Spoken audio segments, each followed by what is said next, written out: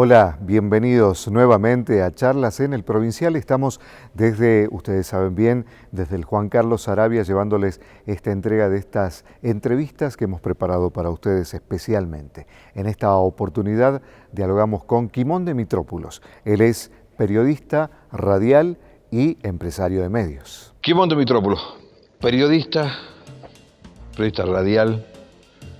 Primero, bienvenido. Muchas gracias, gracias por la invitación. ¿Te gusta el lugar? Julio. Espectacular. La verdad que me sorprendí. Felicitaciones a la producción. No soy muy amigo de las luces vos. No me gusta. Por eso hago radio. ¿Nunca hiciste gráfica? ¿Nunca se te ocurrió hacer gráfica porque tenés recursos de sobra? Algunos artículos escribí para algunos semanarios, para algunos pasquines, pero me gusta mucho más el hecho de la verborragia, ¿no? De poder hablar frente a un micrófono. ¿Hace cuánto que estás en radio? Y en radio, bueno, desde que comencé, prácticamente hace 18 años, casi de manera ininterrumpida, haciendo móviles al comienzo, y bueno, desde hace 11 años ya con el proyecto FM Capital. ¿Y qué te da el micrófono? Siento libertad, siento mucha libertad, y a la vez siento la adrenalina de la responsabilidad. A mí me pasa habitualmente que, no sé, supongo que a todos los periodistas, ¿no? Estás en una reunión y te dicen, ¿por qué no decís tal cosa? O ¿por qué ustedes los periodistas no dicen tal otra? Y muchas veces el que está del otro lado del parlante, de la radio, de la televisión, confunde libertad con impunidad y son cosas totalmente diferentes. Pero claro, vos venís, tuviste la oportunidad de vivir en un momento donde no había redes sociales, no había internet, ¿sí? No había esa inmediatez que hay hoy. No había. Y había que pasar muchos filtros para poder llegar, por ejemplo, a un funcionario, ¿no? Totalmente. Para lograr una comunicación telefónica de un móvil, ¿sí? Y pedirle el teléfono a veces al mismo funcionario, ¿no? Exactamente. Hoy tenés todo en un aparato, en un teléfono celular. Pero a ver, a mí me sorprende cómo hoy los periodistas que salen de las universidades, de lo que están ejerciendo el oficio, sin internet no ejercen el periodismo. Le quitas se Google, pierden, se mueren. Claro, le quitas alguna de esas herramientas. Se mueren. ¿A dónde vamos? Le desinstalás Twitter o Facebook del celular y se pierden. No saben que por ahí hay que patear la calle, que hay que conocer los barrios, que hay que hacer todo un camino. Digo, tenés que saber qué es lo que está sucediendo a tu alrededor. Digo, no todo pasa dentro de un estudio. Yo la época que más disfruté del periodismo fue cuando hacía los móviles de exteriores, cuando recorría los barrios. A mí me han pasado situaciones en donde por ahí los móviles más gratificantes que hice en mi vida fue cambiarle un foco a una señora en una parada en la esquina de su casa. Me dirás, ¿cómo puede ser que eso sea un informe? Yo me acuerdo que llamaba a la radio una señora preocupadísima porque hacía 5 meses no conseguía que la municipalidad le arregle el foco de la esquina de su casa. Y uno dirá, no es un problema tan grave, sí puede ser preocupante. ¿Y qué pasaba? En esa esquina estaba la parada del colectivo. Y su hija llegaba a estudiar todos los días a las 11:30 de la noche. Y cuando su hija llegaba a las 11:30 de la noche, la parada estaba totalmente oscura y se juntaban en la esquina un grupo de muchachos a tomar. Y la chica se bajaba una boca al lobo y los muchachos le decían cosas, ya habían tenido problemas de que una vez un chango se quiso pasar, ella llamaba a la policía no iba. Un foco a esa señora le cambió la vida, porque los muchachos dejaron de juntarse en esa esquina y se fueron a la otra, que estaba oscura. Y cuando vos tomás dimensión de que a veces con pequeñas cosas podés generar grandes cambios, incluso en una sola persona, descubrís la esencia del periodismo, porque todos quieren capaz que hacer una investigación para el Watergate, ¿me entendés?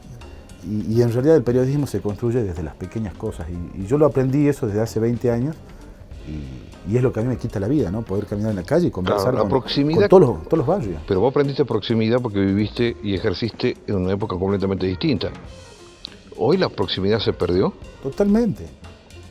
A ver, uno se sienta a comer en un restaurante, está todo el mundo sentado y todo el mundo con el celular y no conversa. Te subís a un colectivo, están todos mirando para el celular y nadie conversa. Vas a una panadería a comprar el pan y están todos con el celular, haciendo la fila.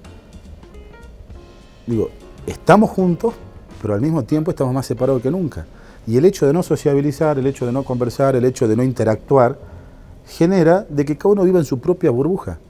Y uno se miente en sus propias redes sociales porque publica lo que le conviene o que le gusta, no la realidad, crea sus propios perfiles, y uno demuestra lo que se le da la gana y tal vez no la realidad. Y así nos vamos construyendo realidades paralelas, alejados al mismo tiempo de la propia sociedad.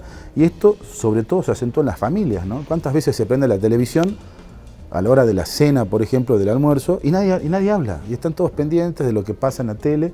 Hasta se ha perdido la conversación en la mesa. Claro, la realidad, y por ahí se ha vuelto, digamos, un poco la demostración viva de lo que a veces se muestra filtrado a través de las redes sociales. Es que para mí no es una realidad. Las redes sociales no son una realidad. No, claro. Entonces uno muestra una realidad ficticia. Por eso, desde esa vidriera. Claro. Y estás ¿no? entonces vos vas a la panadería y sacás la foto al pan chanchito, ¿me entendés? Claro. Pero no obstante, vos haces un uso de redes sociales, digamos, con bastante dinámica, sí, ¿no? a mí me gusta. De hecho, hace un año aproximadamente fuiste citado por un fiscal. Exactamente, por una de las un tuit. investigaciones, efectivamente, una de investigaciones que tenía que ver con el descubrimiento de que nos habían estado mintiendo durante muchos años sobre las cifras de mortalidad infantil por desnutrición en Salta. Hablando puntualmente de la gestión pasada, de la gestión de Juan Manuel Urtubey, en donde supuestamente se enarbolaba de que había descendido la mortalidad infantil, sobre todo en la zona norte de la provincia, en Rivadavia, en todo el Chaco, y resulta que no, que es mentira. No solamente no había disminuido, sino que se estaban falsificando certificados de defunción para poder probar supuestamente que los fondos que llegaban no solamente de Buenos Aires, sino de organismos internacionales, eran justificables. Y nada, yo cuando empecé a muñirme de toda la información y la empecé a chequear, empecé a hablar con profesionales de allá, empecé a comunicarme, que es muy difícil porque no hay señal, es muy difícil contactarte y con gente que te dé los datos. Después de un proceso de investigación y cuando logro confirmar todo esto y lo empiezo a publicar en las redes sociales, yo no sé cuántas veces ha sucedido en Salta, pero me llama un fiscal de Tartagal por lo que yo he publicado en redes sociales. Es llamativo, pero también hay otro antecedente que creo que no hay muchas radios en Salta. No fue la primera vez.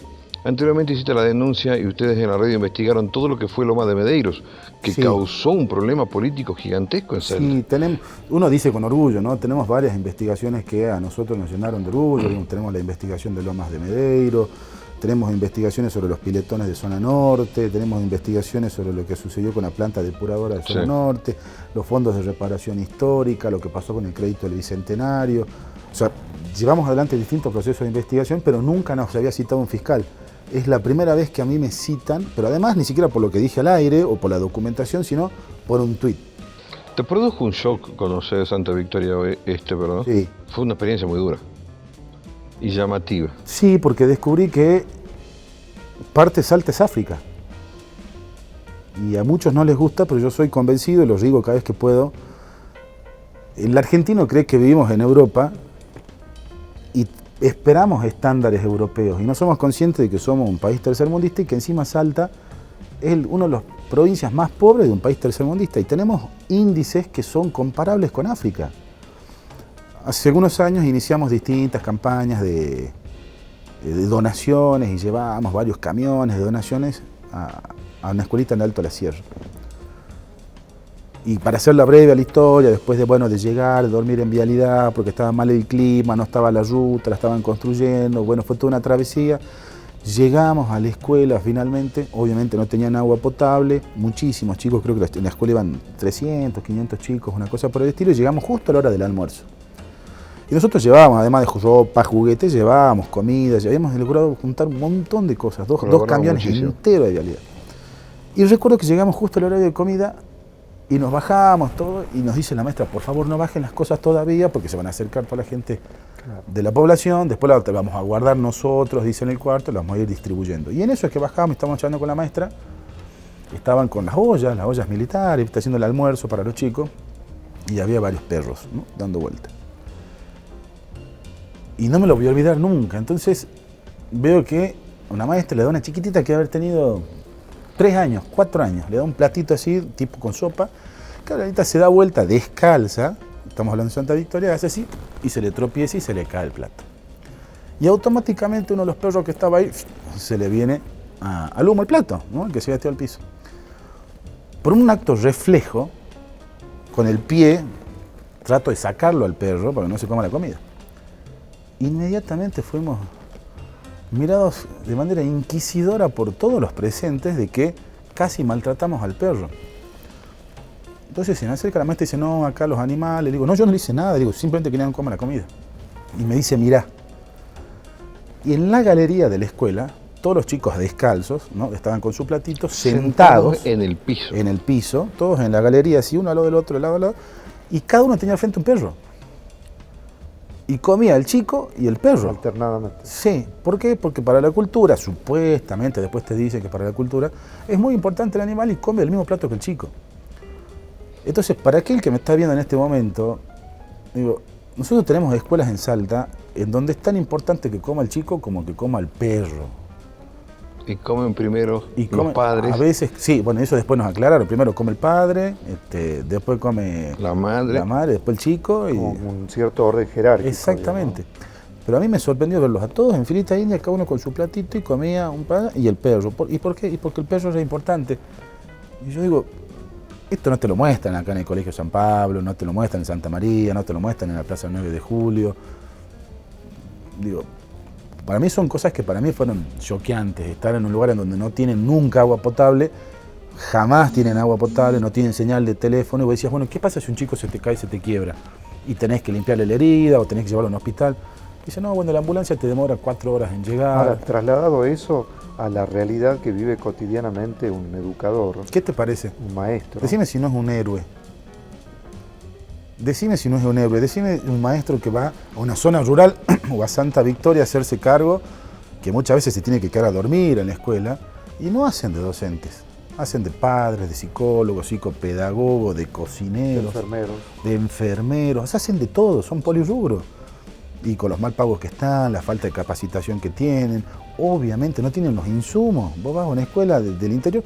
A ver, a mí hay cosas que me indignaron muchísimo. Acá se instaló y todo el mundo orgulloso el voto electrónico. Y que el voto electrónico, y que nosotros a las 7:15 de la tarde teníamos los resultados. Y yo decía, ¿con qué cara llega la gente del Tribunal Electoral a la escuelita de Pelícano Quemado, que nosotros también apadrinamos esa escuela, 8 horas para llegar? Hay que subirse un árbol para tener señal. ¿Con qué cara llegás con la máquina de voto electrónico cuando tenés una escuela rancho? Escuela sin piso, escuela sin agua. O el agua, por ejemplo, de escuela de Pelícano Quemado, que tiene azufre. A los chicos se les caen los dientes a los 8 años por la cantidad de azufre. Tienen problemas congénitos y eso pasa en Salta. Entonces, es difícil enfrentarse a una realidad, pero es difícil adoptar esa realidad. Yo cuando planteo en la radio, muchachos, estamos en el año 2021 y a nosotros se nos están muriendo chicos de hambre, no quiero ponerme en un discurso ni de izquierda, ni de derecha, ni nada. Digo, debería darnos vergüenza. Digo, se están muriendo chicos de hambre. O sea, se nos mueren chicos porque no tienen nada que llevar a la panza. Independientemente que le echemos la culpa a un político, al otro, que este robó más, que este robó menos. Digo, ¿cómo puede ser que no tengamos un sistema que contenga a las comunidades en donde los chicos no tienen nada que comer? En donde da lo mismo que coma un perro que coma una criatura de 4 años. O donde da lo mismo que se lave los dientes con aguas con azufre, por ejemplo, y se le caigan los dientes a los 8 años. Mira, historias te puedo contar montones. Escuela Pelícano Quemado, te resumo esta otra. Escuela de Pelícano Quemado, tenés que llegar hasta Metán, después 8 kilómetros adentro, es una escuela rural que tiene un sistema bastante particular porque los docentes se quedan internados como 2 o 3 semanas, dan clases permanentes, después tienen 2 semanas de vacaciones, tiene un sistema que no es el cotidiano que conocemos. Y los chicos viven todos en los pueblos, viven en los cerros. La mayoría tiene que caminar 2 o 3 horas todos los días de ida y de vuelta, 2 horas de ida, 2 horas de vuelta para llegar a la escuela. Y viven en medio de los cerros, en medio de los cerros. Obviamente, yo a veces lo digo, pues suena medio brusco, allí el Estado no ha llegado, ¿no? Ahí no tenés la oficina del ANSES, no tenés el McDonald's, no tenés la Plaza 9 de Julio, vivís en el medio de los cerros. A nosotros nos contacta una docente porque la escuela estaba en malas condiciones, porque el agua estaba con azufre, había varios problemas y hacemos una campaña y juntamos juguetes. Tuvimos un problema cuando llevamos una radio. Los chicos nunca en su vida habían escuchado una radio. Los padres creían que allá adentro había un demonio. Y parece un chiste, es una realidad. Conseguimos un televisor, conseguimos un DVD, llevamos películas de los chicos, de Cenicienta, todos los cuentos que era una maldita caja diabólica con gente adentro. Al punto de que nunca habían comido con cubiertos y tenedor, no conocían lo que era un globo. Digo, y esto pasa en Salta, a 8 horas de capital. Otra grieta. Por supuesto. Entonces, cuando a vos te dicen, che, bueno, ¿y cómo era el periodismo antes? Como yo digo, el periodismo implica salir, ¿no? Salir de tu zona de confort. Salir, y conversar con otras personas y dejar de hacer periodismo desde Twitter o dejar de hacer desde el escritorio. Por ejemplo, a vos te debe pasar, conoces muchos periodistas hoy, dicen, no, bueno, yo a las 2 de la tarde voy a mi casa. Uno es periodista a las 24 horas del día. A nosotros nos tocó en nuestra radio ser los primeros que denunciamos, por ejemplo, la aparición del cuerpo de las turistas francesas. Y yo me acuerdo que ese fue un colega, Ángel Mancilla, que laburaba en FM Capital y me llamó un viernes, 11:30 de la noche, me dice, Quimón, estoy acá con mi mujer, comiendo, con mi novia, estoy comiendo y parece que encontraron a María Cash, necesito que me habiliten la radio ya, voy a salir haciendo un informe. Era un viernes, 11:30 de la noche. Yo pregunto cuántos que hoy ejercen el periodismo tienen ese tipo de reacciones. 2 de la mañana el tipo seguía transmitiendo, seguía filmando y resultó que no era María Cash, que no apareció María Cash, eran el cuerpo de 2 mujeres. Eso es el periodismo. Pasó lo mismo con las otras chiquitas que estuvieron. Esa también dimos nosotros la noticia, lamentablemente. Aire, ¿no? Y estabas vos en ese momento al aire. Entonces yo digo, el periodismo implica salir de tu zona de confort, implica salir de tu vida cotidiana y empezar a mirar lo que sucede alrededor y describir lo que ves. Y con el mismo ahínco que estoy contando yo, lo que a mí me parece increíble que en el año 2021, como estamos ahora, no nos duela el alma a nosotros como salteños y nos dé vergüenza, pero que nos dé vergüenza que digamos, tenemos voto electrónico y se nos mueren chicos de hambre. Vos decís salir de la zona de estar confort, sí. Ahora eso te produce una incomodidad.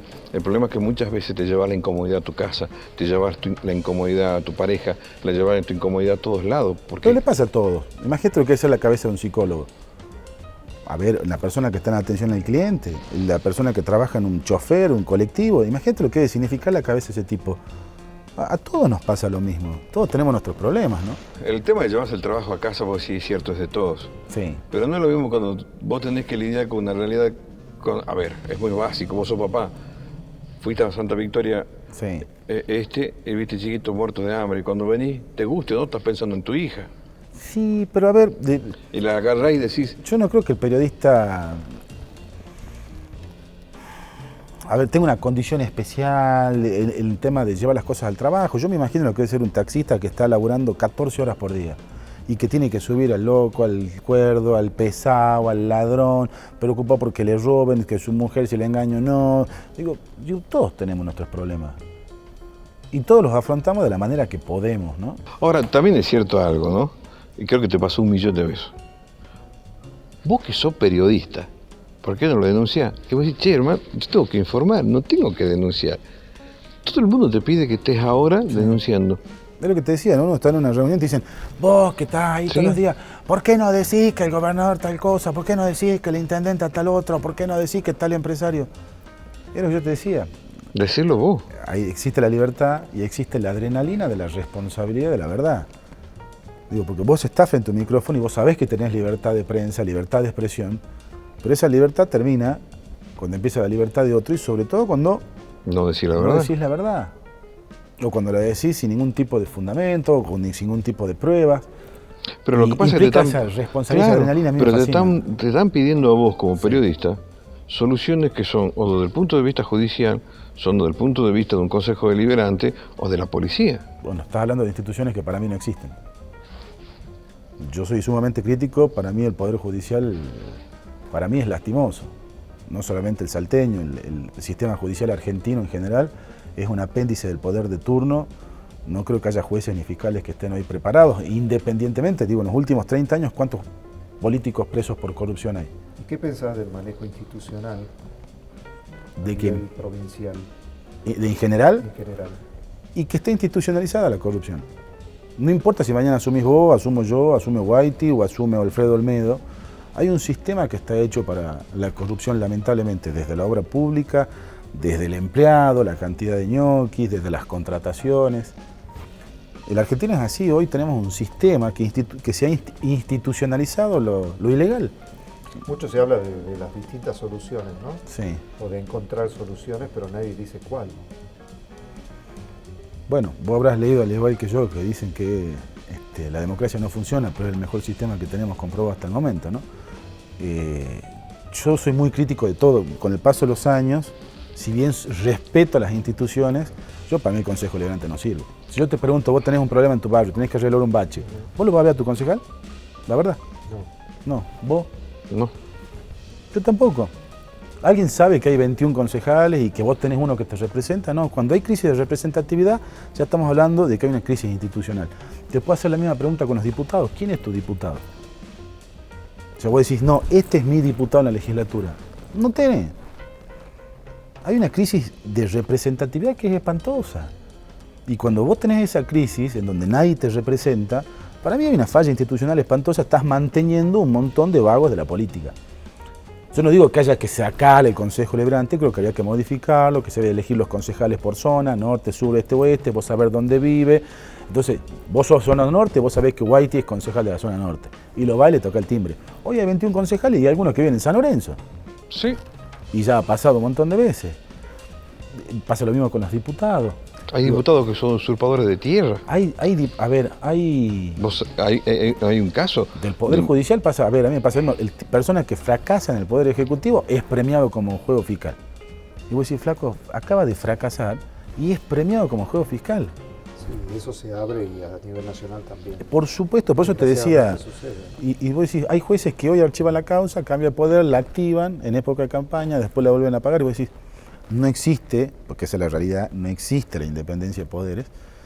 Y partiendo de esas bases, creo que hay una crisis de representatividad también muy grande en el término de justicia. Porque si hubiera un mínimo de independencia judicial, capaz que no viviríamos en una anarquía y corrupción política como la que tenemos hoy. ¿Qué opinas de contar con una ley de pauta oficial? Me parece que es fundamental. Durante mucho tiempo estuvimos luchando por eso. Lo que pasa es que a medida que vos te pones a estudiar, se hace muy difícil buscar el mecanismo de medición. Por ejemplo, en la radio es imposible. En tele por ahí puede ser un poco más fácil, pero bueno, si uno ve cómo se mide en Buenos Aires hoy por hoy con el sistema de Ibope, con 300 televisores que te regulan la pauta nacional, y es una locura, vos sabés que está todo manipulado, pero sí creo que es necesario que no sea discrecional. Yo creo que la pauta tiene que ser para todos, pero no de manera discrecional. Debería haber una ley y buscar la forma de regularlo. ¿Crees en la meritocracia? ¿Sí o que sí queda muy mal? Para nada. ¿En qué contexto? En cualquiera. Un tipo que empezó a laburar, creció, se pagó, siguió, creció, hizo lo que puede. A ver, doy un ejemplo. Sí. Tano Ienni, de Villa San Antonio. Mis respetos, ¿no? Mi respeto, para mí uno de los mejores periodistas. Para nosotros también. Villa San Antonio, y se transformó por voluntad propia en el periodista más premiado internacionalmente que tiene Salta. Sí, y uno de los pocos periodistas de investigación que hay también. Correcto. Y aun cuando no fuera premiado. Sí, por supuesto. La labor en sí. Sí. Porque aparte es respetado sin la necesidad del premio, ¿no es cierto? Exacto. O sea, no hace falta que él saque un premio del bolsillo para que la gente lo reconozca. Aprovecho para mandarle un abrazo grande. Bueno, yo no sé si así se defiende la meritocracia, pero castigar a alguien que progresa por su laburo, por su estudio, sería una estupidez. Creo que vamos a coincidir en eso. Yo no creo que sea una cuestión de castigar a la meritocracia en el sentido de la persona que progresa. No importa si viene de la clase más baja, la clase media, la más alta. Vos podés estar en la clase media y progresar en un montón de aspectos que no solamente sean económicos o en lo profesional. Pero por supuesto, ¿cómo no voy a estar de acuerdo? Lo que no estoy de acuerdo es lo que se hace hoy. En este país que se ha convertido lamentablemente en un distribuidor a mansalva de planes sociales en donde no existe ninguna puerto de salida para una enorme clase de gente que está sin laburo, en donde no se los capacita, en donde no hay ninguna progresión a mediano plazo, ni siquiera un objetivo de decir, bueno, señores, ustedes van a recibir un plan de 6 meses, pero tenés que capacitar, tenés que estudiar, vas a hacer este oficio, nos vas a tener que venir a hacer... contraprestación mínima. Pero no solamente la contraprestación, capacitá, enseñá oficio, podés abrir fábricas, cooperativas, distribuir la enorme cantidad de masas que tenemos hoy de personas que lamentablemente la están pasando mal, pero sin ningún tipo de proyección a mediano plazo, no hablemos a largo plazo. Última pregunta de mi parte. 2020 fue un año histórico, por donde lo veas. Sí. Fue desastroso. 2021. Si alguien se anima a hacer futurología en este país es un loco, ¿no? Un desquiciado. Ya de por sí es bastante complicado con la pandemia. La Argentina es una caja de Pandora. No podemos ni siquiera vaticinar una inflación, no podemos vaticinar qué va a pasar en 3 meses con la clase política. No sabes si van a empezar las clases. No se sabe absolutamente nada. uno espera, ¿no?, que nos vaya mejor, uno aspira a que nos vaya mejor, uno dice, che, tantos golpes, tantos años de inflación contenida, tantos años de un montón de cosas, nos tiene que ir bien. Si uno se dedica a estudiar un poquito la historia argentina, te das cuenta de que se han cansado de saquearla y parece un pozo sin fondo, ¿no? Porque Argentina siempre sigue adelante y seguimos adelante y vos ves que hay crédito, saqueo y que renuncia y que corrupción y el país sigue y sigue y sigue y sigue. Yo aspiro que nos vaya mejor, espero que nos vaya mejor, quiero que nos vaya mejor. Ahora, sería un irresponsable si yo te dijera, sí, este año 2021 económicamente vamos a empezar a repuntar. O sea, cualquier indicador va a ser mejor que el 2020 porque el 2020 fue catastrófico. Entonces te van a decir, aumentó el trabajo un 10%. No, bueno, perdimos un 40% el año pasado, vamos a aumentar un 10%, o sea, estamos un 30% abajo, pero cualquier indicador va a parecer bueno.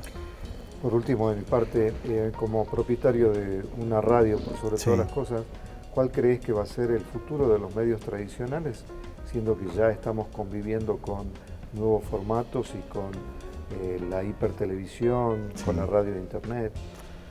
Yo desde hace rato creo que ya no existen los medios tradicionales, ¿no? Yo desde hace rato creo que ese es un concepto muy viejo. La radio dejó de ser exclusivamente la radio del auto o el aparato en la casa. Hoy el que no te puede escuchar, te escucha en un podcast, te lee en Twitter, te lee en Facebook. Hoy se transmiten los programas de radio en televisión, te pueden ver en YouTube. Lo mismo pasa con el diario. Se supone que vos el diario que ves hoy son noticias de ayer, son noticias viejas. Sin embargo, vos tenés hoy una página de internet, tenés periodistas en vivo, tenés coberturas en vivo y la podés seguir no solamente en las redes sociales, las podés seguir en cualquier plataforma digital. Pasa con la televisión, hay programas de televisión que se transmiten en radio. Yo creo que el concepto de los medios tradicionales ha desaparecido.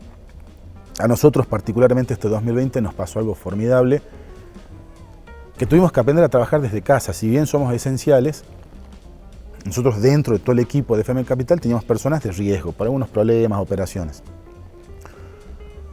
Fue la primera radio de acá de Salta y una de las pocas de Argentina que no solamente los programas, o sea, los conductores lo hacían desde su casa, sino que el operador técnico, o sea, la persona responsable de la consola, de la música, de todo, también trabajó desde casa.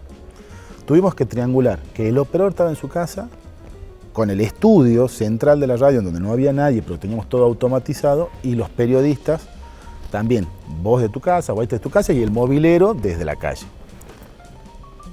Y llegó un momento que nos dimos cuenta que toda la programación estaba saliendo desde la comodidad. Whitey, por ejemplo, sentado en su casa tomando un café en pantuflas haciendo el programa. Teletrabajo.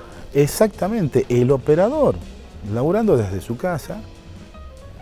Y nos dimos cuenta de que en esta etapa de acomodamiento, el sentido hasta histórico de la radio, de ir a un estudio de televisión, también se está perdiendo. El operador me decía, che, mirá, yo prefiero que mañana sigamos una semana más laburando desde casa porque a mí me facilita. Yo puedo colaborar con mi hijo que está haciendo los deberes, porque mi mujer tiene que salir, que tiene que hacer las compras en el súper, como yo soy de esencial no me puedo mover. Entonces dice, yo me doy maña, digo, mientras vos no me fallé, lo que vos hagas, y la verdad que salió perfecto. Yo el sentido tradicional creo que ha desaparecido hace rato, y creo que los que no nos adaptemos a que la radio también es televisión, la radio también son medios digitales, son plataformas digitales, y que la radio también, lamentablemente para mí, que no me gustan las cámaras, se ha convertido en algo visual. Bueno, vamos a quedar en el camino. Pero hoy el sentido tradicional yo creo que ha desaparecido por completo. ¿Te sentiste cómodo? Muy bien, está fresco. Muchas gracias. Muchas gracias por venir. No, les quiero agradecer a ustedes por la invitación y felicitaciones por la producción. Muchas gracias.